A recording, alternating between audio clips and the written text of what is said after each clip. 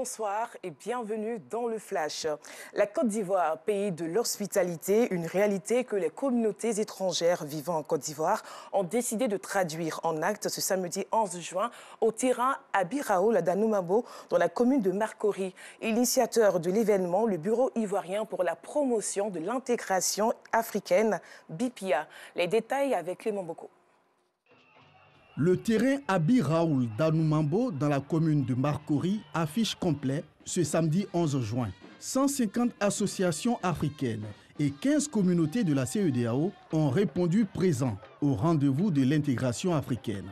Pari réussi pour Oumar Kaban Diaye, le directeur du Bureau ivoirien pour la promotion de l'intégration africaine, BIPIA, initiateur de la rencontre. Pour lui, l'intégration africaine est indispensable pour une paix durable en Côte d'Ivoire. Toutes les guerres sont des problèmes d'intégration. La Deuxième Guerre mondiale, la Première Guerre mondiale, le conflit actuel, la guerre russo-ukrainienne est un problème d'intégration. Donc il y a lieu absolument que nous puissions réaliser cette intégration. Nous avons eu la chance et le privilège d'avoir le premier président de la Côte d'Ivoire, un visionnaire, le président Félix Houphouët-Boigny. Nous ne pouvons pas manquer de penser à sa devise, sa philosophie. Union, discipline, travail. Cette rencontre a été un moment de reconnaissance envers les organismes et communautés qui ont toujours œuvré pour le vivre ensemble en Côte d'Ivoire. Le prix spécial de l'intégration africaine a été octroyé à la communauté Cheikh Yacouba Silla pour son rôle déterminant dans la consolidation de la paix et la cohésion sociale représentée par Aliou Silla. Un présent a également été offert au ministre d'État, ministre des Affaires étrangères, représenté par son directeur de cabinet.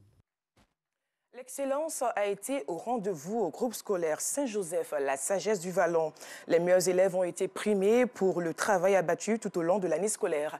À cette occasion, plusieurs activités ont commémoré cette journée d'excellence dédiée aux enfants les plus méritants. Organiser un atelier de restitution pour rendre compte des conclusions issues de la 6e édition du Forum international du leadership féminin tenu à Kigali au Rwanda du 28 au 4 juin dernier afin de favoriser une forte représentativité des femmes dans les instances de décision et assemblées électives ivoiriennes. C'est l'objectif visé par la coalition des organisations unies section Côte d'Ivoire. La Côte d'Ivoire dispose de plusieurs aires protégées reparties sur l'ensemble du territoire. La faune et la flore ivoirienne présentent une richesse particulière avec de nombreuses espèces animales et végétales uniques. Parmi elles, le parc national de la Comoé. Et c'est de ce parc que nous parlerons dans l'escale 225 du 19h30. Un rendez-vous à ne surtout pas manquer. C'est une première pour l'ancien président du Niger. Le médiateur ouest-africain pour le Burkina Faso, Mahamadou Issoufou, est arrivé à Ouagadougou pour rencontrer les autorités de la junte militaire et poursuivre les discussions autour du délai de la transition. Et pour terminer, une attaque à la grenade par un groupe d'hommes armés dans un temple sikh a fait 2 morts ce samedi matin à Kaboul, la capitale de l'Afghanistan. Un membre de la communauté sikh a été tué et 7 autres ont été blessés. Un combattant taliban a également été tué. Du côté des assaillants, aucune information pour le moment. Et voilà, c'est la fin de ce flash et merci d'avoir suivi. Rendez-vous à 19h30.